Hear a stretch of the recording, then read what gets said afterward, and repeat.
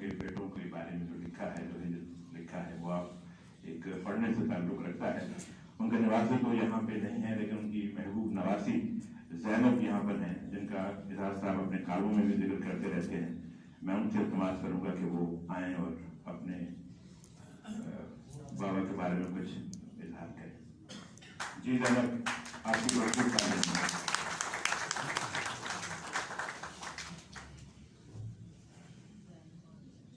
भी बैठा हुआ एक साथ दोनों तरह सर बात करें के बाद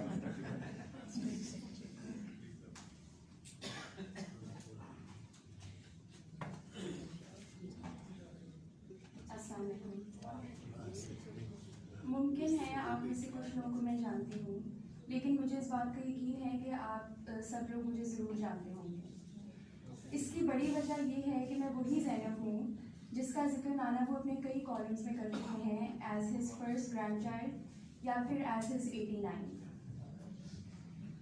मेरी पैदाइश से लेकर अब तक की ज़िंदगी के काफ़ी सारे वाक़यात आप तक नानक के कॉलम्स के ज़रिए पहुँचते रहे हैं। अभी मैंने पहली सांस भी नहीं ली थी कि नाना अबू और नानो अम्मी अमेरिका से पाकिस्तान से अमेरिका मुझे रिसीव करने आ गए थे। मैं एक हफ्ते की भी नहीं थी जब वो मुझे मिलाने अपने अच्छे दोस्त के घर नेब्रास्का ले गए। ये सब आप तक मुझसे ज़्यादा दिलचस्प तरीक़ों से नाना के कॉलम्स के थ्रू पहुंच चुका है। मेरी आदात और ऊट पटांग हरकतों का तस्करा नाना अबू ने ज़रा बढ़ा चढ़ा के बताया है। हालांकि मेरे छोटे भाइयों का कहना है कि वैसे नाना अबू ज़ैनब में ऐसी भी कोई ख़ास बात नहीं। इसके बावजूद आका और मेरी फुप्पो वगैरह को लगता है कि मैं बहुत अच्छी तरबियत याफ्ता बच्ची हूँ, लेकिन अम्मा बाबा का ख्याल है कि ज़रा एक दिन मेरे साथ घर में गुजार के तो देखें। लेकिन मेरी असलियत सिर्फ मैं और नाना अबू जानते हैं। अलबत्ता नाना अबू कभी कभी ज़रा ज़्यादा ड्रामेटिक बन के अजीबोगरीब कॉलम्स लिखना शुरू कर देते हैं, जैसे कि मेरी वफात।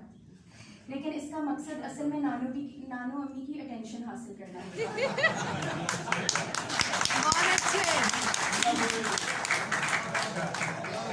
कभी कभार हमारी, वरना माशाल्लाह ही इज़ फिट और हमें अभी भी हमारी बहुत सी फरमाइशें पूरी करने की पूरी तैयारी रखते हैं।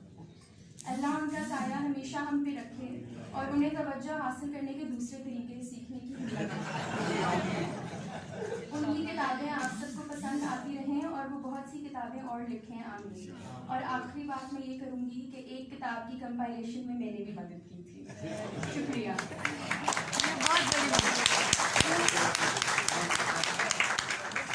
क्या कहने ज़ैनब बेटा, आपने बहुत ही उम्दा इजहार किया। इससे हमें पता चला कि कितने असरात हैं आप पर शख्सियत के और उनकी शायरी के।